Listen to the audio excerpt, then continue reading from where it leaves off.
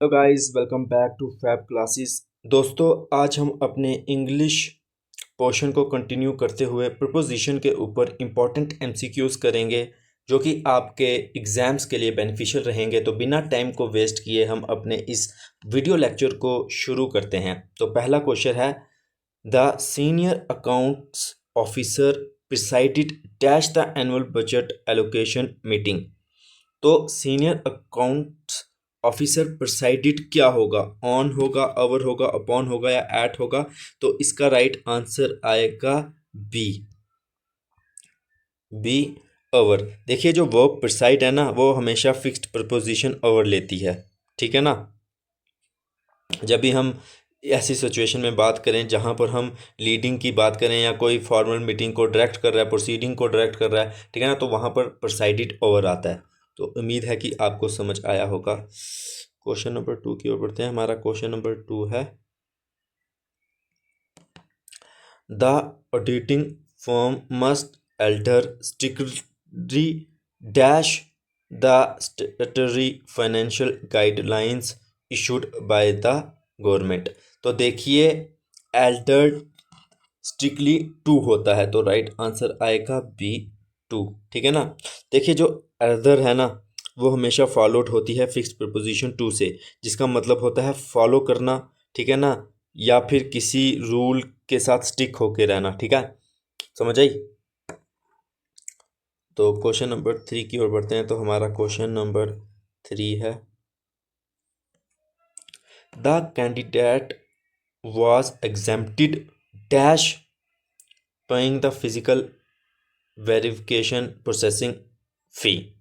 तो exempted from होता है, ऑफ होता है, विद होता है, अगेंस्ट होता है। तो देखिए, इसके साथ भी एक फिक्स्ड प्रिपोजिशन आती है, फ्रॉम। ठीक है ना।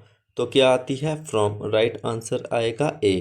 ठीक है ना, जिसका मतलब होता है किसी को फ्री करना किसी ऑब्लिगेशन, लायबिलिटी या पेमेंट से। ठीक है ना। तो राइट आंसर आएगा ए, फ्रॉम। ओके।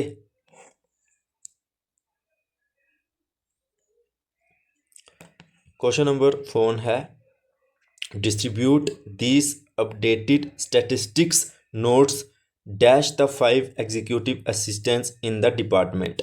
तो देखिए, 5 एग्जीक्यूटिव असिस्टेंट्स है ना, तो इसीलिए हम कौन सी प्रपोजिशन यूज करेंगे? अमंग। राइट आंसर आएगा बी, अमंग। ठीक है। बिटवीन किसके साथ आता है? देखिए, बिटवीन आता है दो के साथ। जब हम दो की बात करते हैं ना, दो इंडिविजुअल की बात करते हैं, तब हम बिटवीन लगाते हैं। ठीक है ना। लेकिन जो अमंग होता है ना, वो हम मोर देन टू, यानी कि दो से ज़्यादा लोगों के लिए हम अमंग यूज़ करते हैं। तो इस वजह से राइट आंसर आया बी, अमंग। क्वेश्चन नंबर हमारा 5 है, the finance manager congratulated his team dash there outstanding performance during the tax audit. देखिए, कॉन्ग्रेचुलेटेड जो होता है ना, उसके साथ जो है कौन सी प्रपोजिशन आती है? तो उसके साथ आती है ऑन। ठीक है ना, ऑन जो है उसके साथ आती है। ठीक है ना। अब आपको समझ आ गया होगा। ज़्यादातर लोग फॉर के साथ कंफ्यूज हो जाते हैं, लेकिन कॉन्ग्रेचुलेटेड ऑन होता है, फॉर नहीं होता। ठीक है। स्पोकन इंग्लिश में हम फॉर बोल देते हैं, तो इसलिए हमारे दिमाग में वही चढ़ा होता है। आपको फिक्स प्रपोजिशन जो है अच्छी तरीके करके जाना है, क्योंकि ज़्यादातर जो क्वेश्चन है ना, वो फिक्स प्रपोजिशन के बेस्ड ही आते हैं, जो कि आपको मतलब पता होना चाहिए। ओके, खैर। तो 6 क्वेश्चन की ओर बढ़ते हैं। हमारा 6th क्वेश्चन है, the new administrative scheme is completely devoid dash any hidden procedural charges. तो देखिए, जो डिवॉइड है ना, वो एक क्या है? एडजेक्टिव है, जो कि फिक्स्ड प्रपोजिशन लेता है, ऑफ। तो याद रखना, राइट आंसर आएगा ए, ऑफ आएगा। ठीक है ना। तो ये चीज़ याद रखना कि डिवॉइड के बाद ऑफ आता है। ठीक है। अच्छा, तो डिवाइड का मतलब क्या होता है? कि इसका मतलब होता है कमी, मतलब किसी चीज़ की कमी होनी। ठीक है ना, या फिर कोई चीज़ खाली होनी। ठीक है, मतलब कि कंप्लीटली किसी चीज़ की कमी होनी या कोई चीज़ बिल्कुल खाली है, उसको कहते हैं, मतलब डिवाइड का वो मतलब होता है। खैर, क्वेश्चन नंबर हमारा 7 है, ही हैज़ बीन सेविंग नहीं serving, he has been serving as an assistant accounts officer in this district dash the last 5 years। देखिए, बात 5 साल की आ गई है, यानी कि पीरियड ऑफ टाइम आ गया। जब भी पीरियड ऑफ टाइम आता है तो फॉर आता है, तो राइट आंसर आएगा बी। ठीक है, तो पीरियड ऑफ टाइम के लिए क्या आता है, फॉर। और वहीं अगर हम सिंस की बात करें तो वो पॉइंट ऑफ टाइम के लिए आता है। ठीक है, तो इस हिसाब से इसका राइट आंसर जो है वो बी होगा, फॉर। ओके, तो हमारा क्वेश्चन नंबर 8 है, the project supervisor was accused dash tampering with the computerised financial records. तो देखिए, एक चीज़ याद रखिए, जो एक्यूज होता है ना, वो हमेशा प्रपोजिशन उसके बाद कौन सी आती है, ऑफ आती है। और एक्यूज का मतलब होता है, मतलब जैसे एक्यूज होता है कि इल्ज़ाम, जिसे कहते हैं ना किसी क्राइम के लिए, ऑफेंस के लिए, ठीक है ना, वो होता है। तो एक्यूज के बाद क्या आता है, ऑफ आता है। तो याद रखना यहाँ पर क्या आएगा, एक सेकंड कहाँ लिख रहा हूँ मैं, एक्यूज के बाद जो है क्या आएगा, ऑफ आएगा। लेकिन अगर एक्यूज की जगह चार्ज्ड हो ना, तो चार्ज्ड के बाद विद आता है। तो ये भी याद रखना कि विद किसके बाद आता है, चार्ज्ड के बाद आता है। लेकिन एक्यूज्ड के बाद क्या आता है, ऑफ आता है।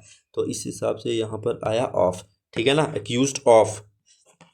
क्वेश्चन नंबर 9 की ओर बढ़ते हैं। हमारा क्वेश्चन नंबर 9 है, the newly appointed assistant is remarkably proficient dash handling complex statistical tables. देखिए, इसमें भी जो है ना एक फिक्स्ड प्रोपोजिशन आती है प्रोफिशेंट के साथ। तो प्रोफिशेंट के साथ आता है इन। ठीक है, प्रोफिशेंट के साथ आता है इन, तो यहाँ पर आएगा इन। ठीक है, इन आएगा। तो याद रखना कि प्रोफिशेंट इन होता है। ज़्यादातर हमें लगता है कि प्रोफिशेंट ऑन हो सकता है, या ये मतलब, ठीक है ना, स्पोकन इंग्लिश की वजह से। लेकिन याद रख लीजिए कि प्रोफिशेंट के बाद जो है फिक्स्ड प्रपोजिशन आती है इन। ठीक है ना, और इसका मतलब होता है किसी चीज़ में किसी की महारत होना। ठीक है ना, इसका सिंपल ये मतलब है। खैर, क्वेश्चन नंबर 10 है हमारा,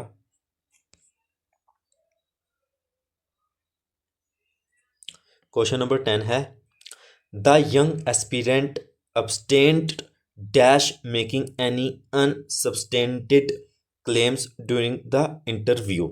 तो यहाँ पर एक वर्ब दिया गया है abstained। ठीक है ना, अच्छा, इसका क्या मतलब होता है, तो abstain का मतलब होता है रेजिस्टेंट, अवॉइडेंस या प्रिवेंशन। ठीक है ना, तो इसके साथ जो होता है ना फिक्स्ड प्रपोजिशन क्या आती है, फ्रॉम। फ्रॉम आती है। और ये सिर्फ abstain नहीं, इसके साथ और भी वर्ब हैं, जैसे abstain आ गया, रिफ्रेन आ गया, प्रिवेंट आ गया, प्रोहिबिट आ गया। इनके बाद फ्रॉम आता है। ठीक है ना, क्या आता है, फ्रॉम आता है। और फ्रॉम तो आता है, और उसके बाद एक जेरेंट आता है, जहाँ यहाँ पर मेकिंग आया ना। ठीक है ना, ठीक है, ये भी याद रखना। खैर, हम प्रपोजिशन कर रहे हैं तो इसलिए हम उसी पे स्टिक रहेंगे। ठीक है, खैर, क्वेश्चन नंबर 11 है, she prefers working on digital spreadsheets dash preparing manual accounting registers. तो देखिए, प्रिफर के बाद फिक्स्ड प्रपोजिशन होती है टू, जो कि आपको याद रखना है। ठीक है ना, प्रिफर के बाद एक फिक्स्ड प्रपोजिशन होती है क्या, टू। खैर, ये आपको पता होना चाहिए।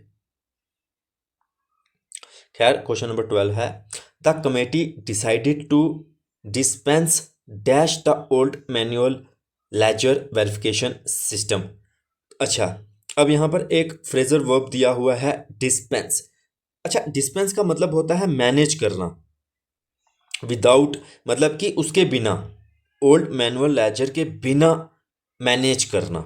ठीक है ना, या फिर किसी चीज़ को यूज़ करना बंद करना। ठीक है ना, या फिर किसी चीज़ से छुटकारा पाना, तो उसको हम कहते हैं डिस्पेंस। और इसके साथ कौन सी प्रपोजिशन आएगी, तो इसके साथ आएगी विद। ठीक है, इसके साथ आएगी with. The committee decided to dispense with the old manual ledger verification system. तो यहाँ पर फ्रॉम्स के साथ कंफ्यूजन हो सकती थी, पर याद रखना है कि डिस्पेंस के बाद क्या आएगा, तो विद आएगा। क्वेश्चन नंबर 13 है हमारा, despite the sudden audit inspection the director remained completely blind dash his nephews error. तो ब्लाइंड टू होता है, तो याद रखना ये एक इडियोमेटिक यूसेज होता है, जिसका मतलब होता है कि नोटिस करने की, मतलब जानबूझ के नोटिस ना करना या फिर किसी के फॉल्ट को करेक्ट ना करना, ठीक है ना। तो यहां पर क्या आएगा, ब्लाइंड टू। तो राइट आंसर क्या आएगा, ब्लाइंड टू, ठीक है। अच्छा, तो आएगा क्वेश्चन 14 हमारा, the editor was fully convergent dash the latest provisions of the GST law. तो कन्वर्सेंट का मतलब क्या होता है कि फैमिलियर होना किसी चीज़ से या किसी चीज़ के बारे में नॉलेज होना, ठीक है। तो इसके साथ क्या प्रपोजिशन आएगी, तो इसके साथ फिक्स्ड प्रपोजिशन आएगी विद, ठीक है ना। तो कौन सी प्रपोजिशन आएगी, विद। तो क्वेश्चन नंबर 15 है हमारा, the state government has invested heavily dash rural infrastructure development project. तो देखिए जो वर्ब है ना, इन्वेस्ट, ये प्रपोजिशन लेता है इन।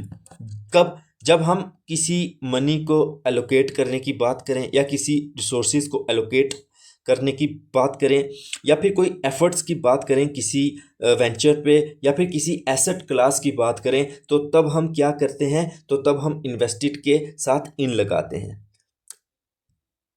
लेकिन पढ़ने में हम आराम से कह सकते थे कि the state government has invested heavily into, लेकिन आएगा invested heavily in rural infrastructure development projects, ठीक है। मुझे उम्मीद है कि ये कुछ क्वेश्चन आपके लिए जो है बेनिफिशियल जो है हो रहे होंगे, ओके।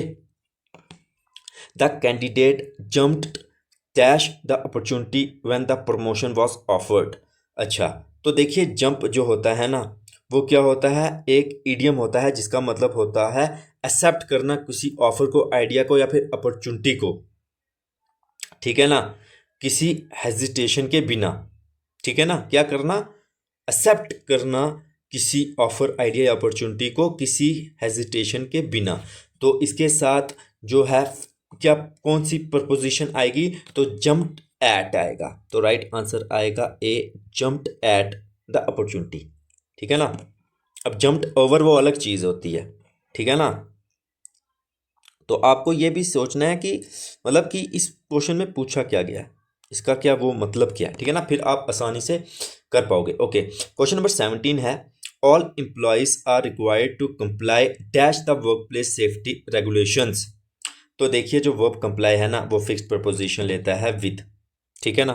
तो राइट आंसर आएगा बी, विद। अच्छा, और इसका क्या मतलब हुआ, तो कंप्लाई का मतलब हुआ अबाइड बाय, एदर टू या कंप्लाई विद, मतलब कि इनके साथ सिंपली जो है इसका मतलब होता है कि अबाइड करना, मतलब कि कंप्लाई का मतलब है कि इस चीज़ को मतलब वो करना, इस चीज़ को मतलब फॉलो करना, आप ऐसा समझ लीजिए, ठीक है। खैर क्वेश्चन नंबर 18 की ओर बढ़ते हैं। हमारा क्वेश्चन नंबर 18 है, the balance sheet numbers presented by the branch did not conform dash the standard accounting format। देखिए conform, ठीक है ना, इसके बाद क्या आता है, तो conform के बाद कौन सी प्रपोजिशन आती है, तो टू आती है। क्या आती है, टू, समझ आई। conform जो है उसके बाद क्या आता है, टू आता है। जब हम कहें कि कोई किसी के साथ मैच नहीं कर रही, यहाँ पर अकाउंटिंग स्टैंडर्ड्स के बात हो रही है कि जो बैलेंस शीट नंबर है वो जो अकाउंटिंग स्टैंडर्ड फॉर्मेट है उसके साथ मैच नहीं कर रही, तो तब क्या आता है, कन्फर्म टू आता है, ठीक है ना, याद रखना। तो क्वेश्चन नंबर 19 की ओर बढ़ते हैं। हमारा क्वेश्चन नंबर 19 है, खैर ये स्टेटमेंट बेस्ड क्वेश्चन है, तो पढ़ते हैं पहले स्टेटमेंट 1। तो स्टेटमेंट 1 है, एक सेकेंड, हाँ, तो स्टेटमेंट 1 है the train arrived at the station on time. ठीक है, देखिए ऑन टाइम बिल्कुल सही है। देखिए स्टेटमेंट 1 सही क्यों है, क्योंकि एट जो होता है ना वो स्पेसिफिक पॉइंट के लिए बात की जाता है, और ऑन टाइम का मतलब होता है शेड्यूल, मतलब कि वो ऑन टाइम जो उसका शेड्यूल था उस पर वो पहुंच गई, तो इसलिए ऑन टाइम जो है बिल्कुल एक्यूरेट है। ठीक है, अब स्टेटमेंट 2 क्या है, he will meet you in the morning at Monday. देखिए एट मंडे नहीं होता, ऑन मंडे होता है। जब भी हम डेज ऑफ द वीक की बात करें, ठीक है ना, तो तब कौन सी प्रपोजिशन आती है, तो तब ऑन आता है ना कि एट आता है, तो इस वजह से स्टेटमेंट 2 जो है वो गलत है। तो राइट आंसर इसका क्या आएगा, तो राइट आंसर आएगा ओनली स्टेटमेंट 1 इज करेक्ट। ठीक है, तो राइट आंसर आएगा ए। क्वेश्चन नंबर 20 की ओर पढ़ते हैं, तो हमारा क्वेश्चन नंबर 20 है he was prevented dash entering the confidential auditing section without an official phase. देखिए मैंने ऊपर ही बताया था कि प्रिवेंटेड के साथ क्या आता है, ठीक है ना, प्रिवेंटेड के साथ क्या आता है मैंने ऊपर ही बताया था। तो ये क्वेश्चन आपके लिए होमवर्क है। ठीक है, अगर आपको नहीं पता चला तो मैं आपको कमेंट सेक्शन में जो है इसको बता दूंगा, तो इसीलिए आप जो है क्या कीजिए, इस क्वेश्चन को आप कमेंट डाउन कीजिए। ठीक है ना, और अगर मतलब नहीं किया तो मैं पिन डाउन कर दूंगा इसको, लेकिन आप जो है इसको जो क्या है कमेंट में ज़रूर कीजिए। ठीक है ना, तो इसी के साथ आज की वीडियो में बस इतना ही। अब हम मिलेंगे नेक्स्ट वीडियो में, तब तक के लिए बाय।